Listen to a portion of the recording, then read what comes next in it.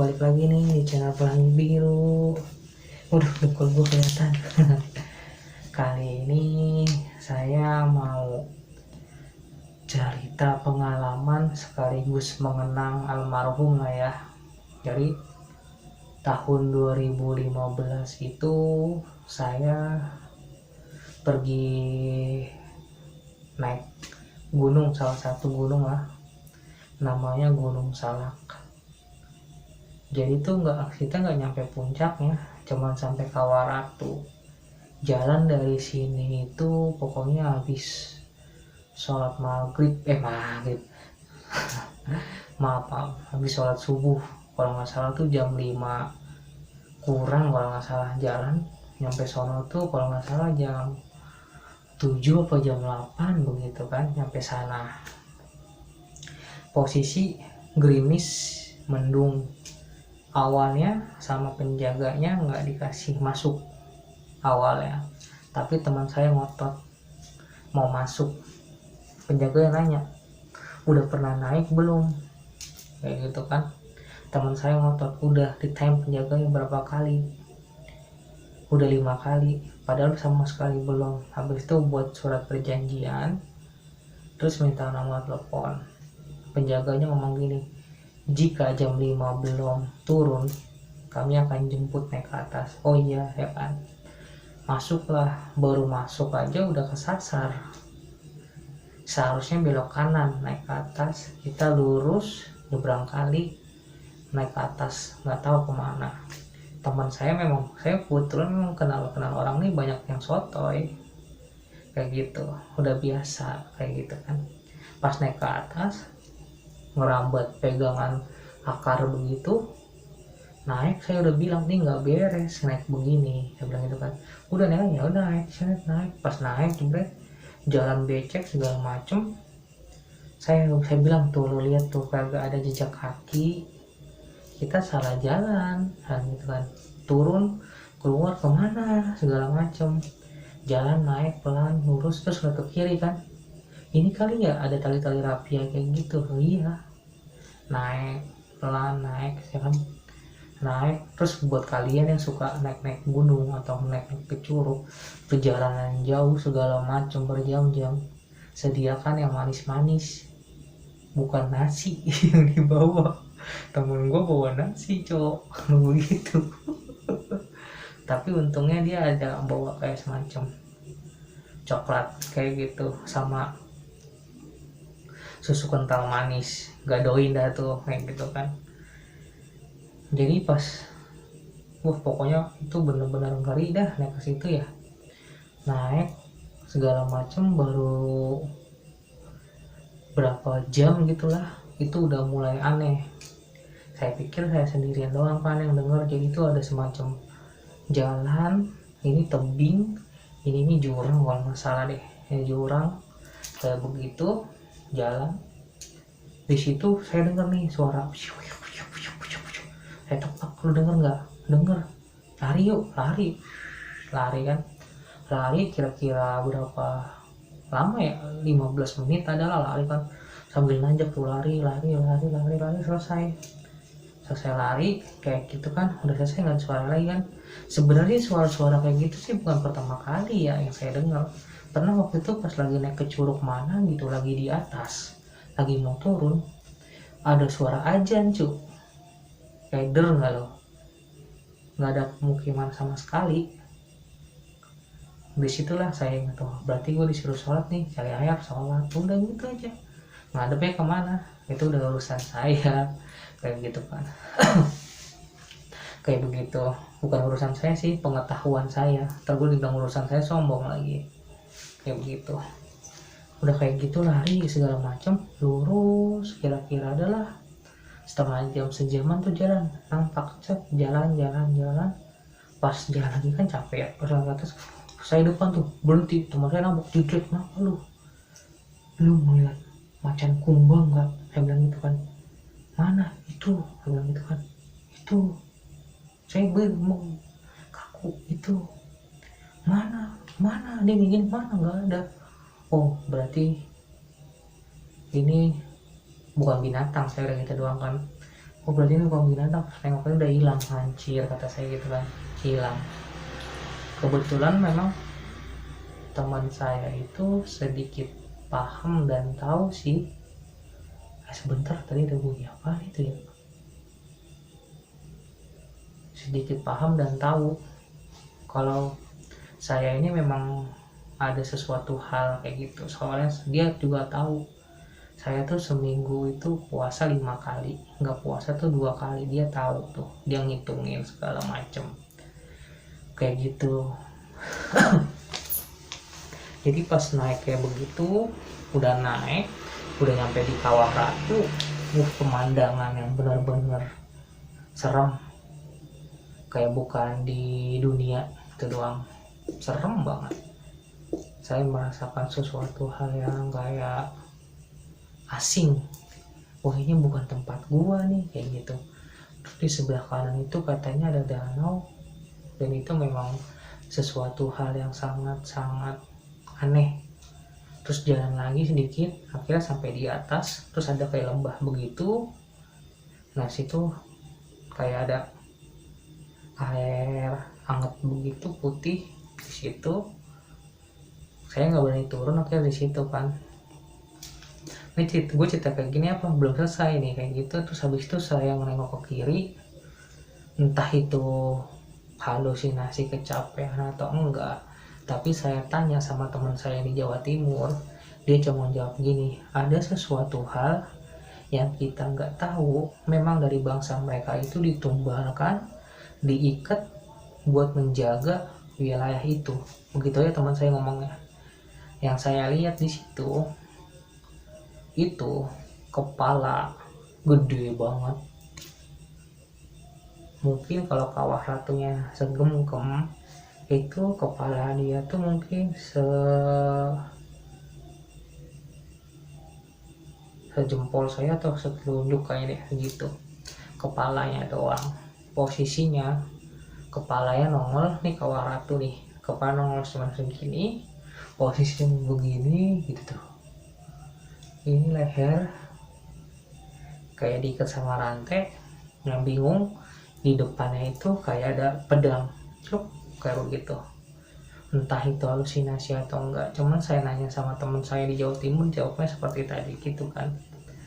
Kayak begitu, tiba-tiba hujan gede nih, kayak gitu kan. Wah panik kan, segala macem. Jas hujan cuma satu ya kan, gimana nih. Akhirnya sepakat sama almarhum, kita selamatin elektronik deh, lo yang bagian atas, gue bagian bawah. Oh oke. Kan karena saya bawa tas lempang tuh, jadi elektronik masuk tuh, kamera, handphone kayak gitu kan masuk, jebret masuk kayak begitu.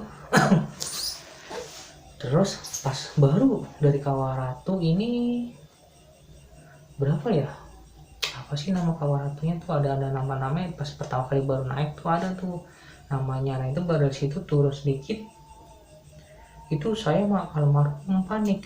Kenapa? Karena semua jalan itu berubah jadi kali kecil, tapi nggak kecil banget, nggak gede banget gitu, segala macem. Wah itu panik setengah mati. Pernah mikir gini, wah jangan-jangan kita salah jalan nih, naik lagi ke atas, turun lagi, enggak ini bener ini. Pokoknya debat dan situ, berdebat segala macem.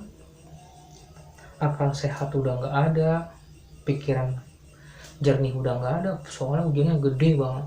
Akhirnya sempet berdiri, terus lewat kolong gini, nggak ke bawah gitu kan, nggak ada apa-apa juga. Mikir wah kayak dikejar setan nih, segala macam nggak ada, segala macam. Wah muter, jalan ke sono sungai, jalan ke sini sungai, jalan ke sini ke atas. Cuman di belakang sini ada nih pohon bambu ya kan, jadi saya berhadapan gitu kan. Nah saya ngarah ke belakang teman saya itu kan pohon bambu, kok ada asap berawan, kabut kayak begitu, kabut segala macam. Tiba-tiba kabutnya hilang, di belakang pohon bambu itu saya ngelihat rumah berjejer cu, rumah berjejer. Saya seneng banget itu, bray rumah mana itu. Teman melihat, iya rumah ya, iya, ayo ke situ. Saya jalan 5 langkah ditarik sama dia, jebret. Tar dulu deh kata dia, tar dulu deh Bray kata dia. Kenapa, kita lagi di mana? Saya baru langsung hah, kayak ngotok. Kan kita di gunung. Iya kata dia, tapi itu rumah, lu lihat kan?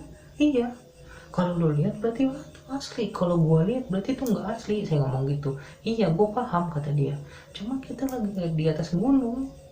Dan yang anehnya, di belakang pohon bambu itu ada kayak jalan setapak kayak di tengah-tengah sawah. Wah itu benar-benar kacau dah, entah itu halusinasi atau enggak segala macam. Cuman yang anehnya tuh almarhum juga lihat. Perbedaannya, kalau almarhum lihat berarti itu real, kalau saya udah begitu aja. Kalau almarhum gak lihat berarti itu nggak real, kayak begitu. Itu kalau saya jalan sama dia begitu, pasti dia juga paham kayak begitu. Ayo Bray, itu Bray, tar dulu Bray, Eling kata dia. Nungging lagi, kita nungging, lihat lagi. Itu lama loh, adalah setengah jam lebih saya debat sama dia. Ayo, dia bilang ayo. Akhirnya dia mutusin gini, lu tunggu di sini diem kata dia. Ngapa emang? Udah lu tunggu di sini diem, jangan kemana-mana lu. Gua kagak mau lu mati kata dia. Lu tunggu di sini diem, kita harus pulang selamat kata dia. Kayak begitu kan. Ya udah gua tunggu deh. Tapi saya masih nggak tentu rumah. Ada setengah jam lebih. Habis itu dia bonek ya, nurunin ke kali sini, jebret. Buntu kata dia, kagak ada jalan. Ini kali kalau kita mau, karena nurunin ke kali sini terus balik lagi ke saya gitu kan, itu kali buntu. Tapi kalau kita mau mati bisa lah, tadi kita tinggal nyemplung, tahu ujungnya di mana, sambil bercanda gitu kan. Terus dia pilih yang sebelah sini nih, turun jebret.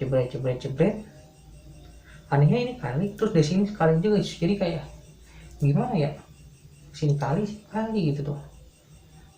Begitu dia turun jebret, terus ngelewatin kali ini jebret.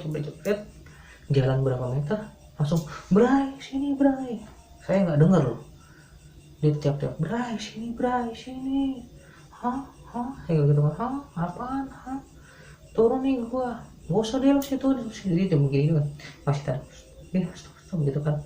Oh, oke kata gua. Oke, dia naik lagi ke atas, baru dia ngomong, Bray jalannya situ katanya. Seriusan lu, bukan kali? Iya.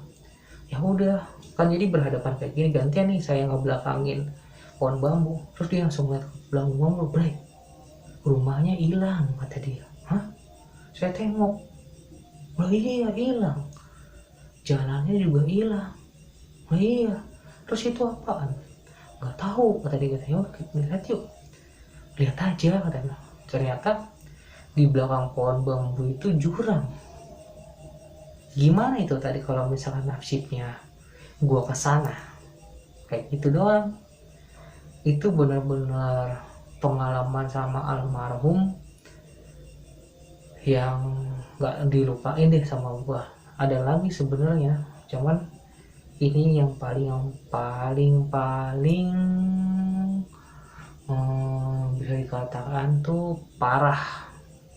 Itu bener-bener, itu kalau misalkan jadi kejadian gua ke belakang pohon bambu itu, kemungkinan ya nyebur julang gua. Kalau gua bisa dibilang masuk ke dimensi lain, enggak deh kayaknya. Entah ada itu, pokoknya kalau dibilang halusinasi enggak atau enggak, cuma soalnya dia ngeliat. Akhirnya kita turun segala macem, terus ada jalan tuh, kalau orang naik ke Gunung Salak tahulah, ada di mana air itu setingginya hampir ke sebetis, lewatin dikit ya.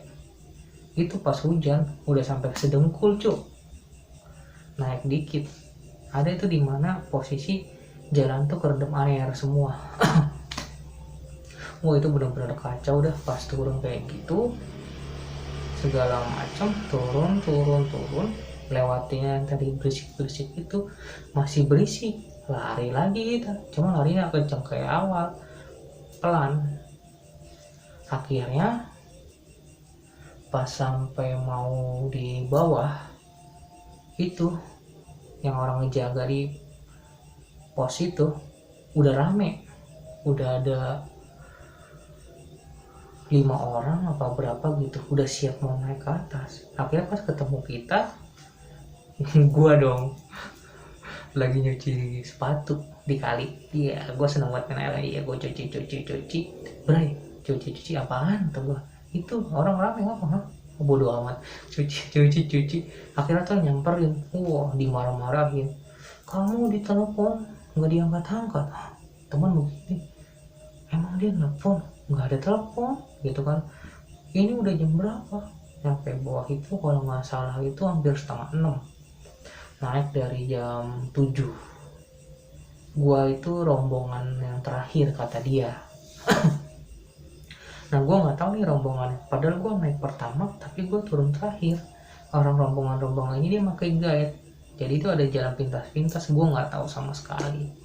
Akhirnya gua turun dari Kawah Ratu itu, mampir ke warung sebentar, ngobrol-ngobrol sama orang tua. Yang gue pertanyakan begini, itu makam di atas gimana? Di bawah tanah gini? Dia jawab enggak, pakai helikopter. Itu kemarin makamnya itu habis dibongkar orang tuh. Saya ngomong gitu, ya habis dibongkar orang. Wah, mulai dia banyak cerita, ada masalah mitos-mitos di Gunung Salak kayak begitu. Dalam hati gue, untung gue gak mati di sini gitu. Kalau matinya di sini gimana, mati konyol kayak gitu. Itu asli real, benar-benar di belakang pohon bambu itu rumah berjejer loh.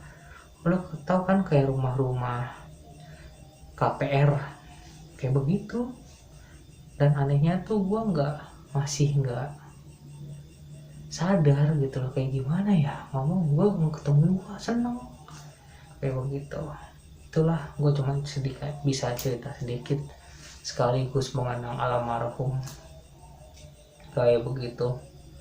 Itu benar-benar gak akan gue lupain tuh perjalanan sama dia. Ya, makasih ya sudah mendengarkan channel ini, cerita ini. Saya di sini hanya berbagi saja. Itulah pengalaman salah satu dengan almarhum. Sebenarnya masih banyak lagi, cuman lain kali lagi saya cerita deh. Ya, makasih nih. Sampai ketemu lagi di tema selanjutnya.